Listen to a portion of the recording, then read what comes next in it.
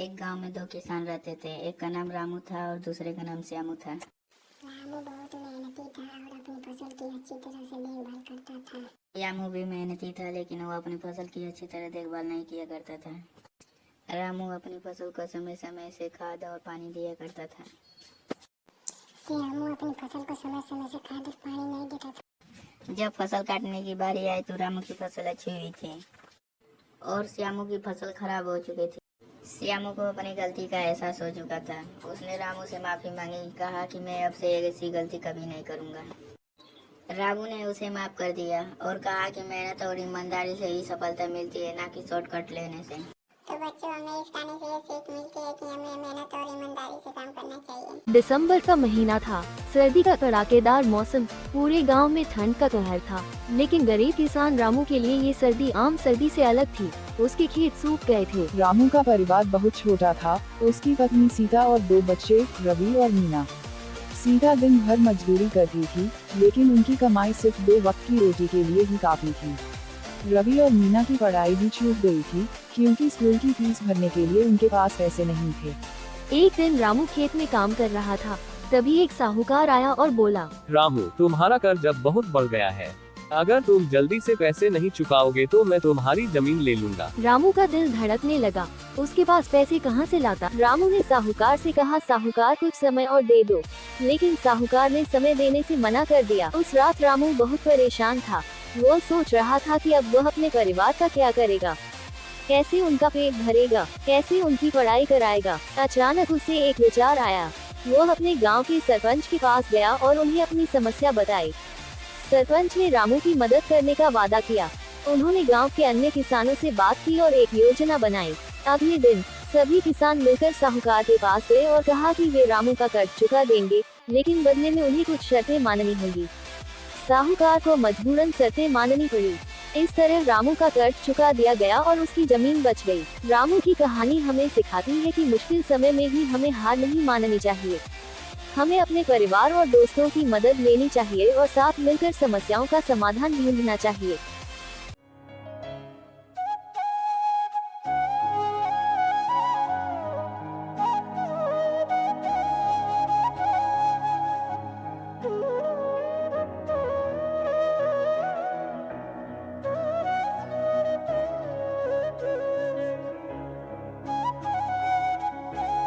एक गांव में 2 दोस्त रहते थे, विनोद और सनोज। विनोद अपने घर को साफ सफाई रखता, लेकिन सनोज के घर बिखरा हुआ सामान, बाहर कचरा और लापरवाही का माहौल था।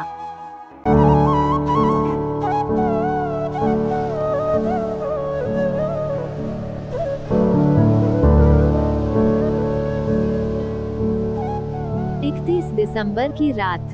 सनोज, चलो इस साल कुछ नया करते हैं। अपने सपनों को पूरा करने के लिए मेहनत करेंगे। अरे भाई, सपने तो सपने हैं, उन्हें पूरा करने में मेहनत क्यों करनी? विनोद ने समझाया। नया साल हमें एक नया मौका देता है। अगर हम ठान लें तो कुछ भी कर सकते हैं। सनोज ने सोचा, राजू की बातें सही लगती हैं, पर शुरुआत कल से करेंगे। 1 जनवरी की सुबह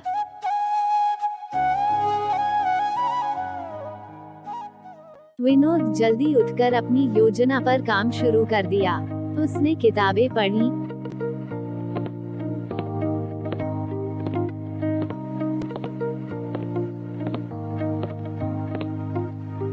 खेत में भी मेहनत की। दूसरी ओर सनोज सोता रहा। कुछ महीनों बाद विनोद की मेहनत रंग लाई। उसकी फसलें खूब अच्छी हुई और वह गांव के सबसे सफल किसान बन गया। वहीं सनोज को खाली हाथ देखकर पछतावा हुआ। सनोज विनोद के पास गया और बोला, विनोद, तुम सही थे। अगर मैंने भी समय पर मेहनत की होती तो आज मेरी भी फसल लहराती। दोस्ती का मतलब है एक दूसरे को सही रास्ता दिखाना। चलो, अब नया साल आने वाला है। इस बार हम दोनों साथ में मेहनत करेंगे। नया साल नई शुरुआत का मौका देता है। समय का सही उपयोग करें और अपने सपनों को मेहनत से पूरा करें।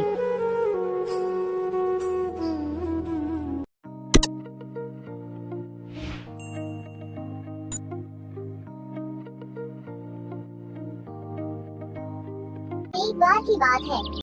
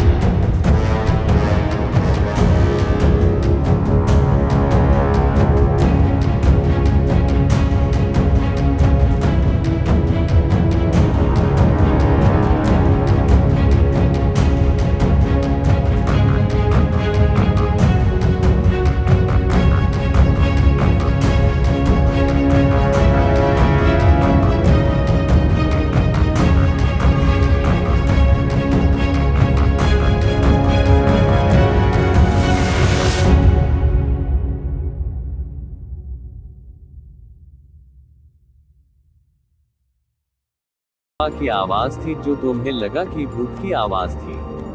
राहुल और रोहन को समझ में आ गया कि वे डर गए थे। उन्होंने फिर कभी उस पेड़ के पास जाने की हिम्मत नहीं की।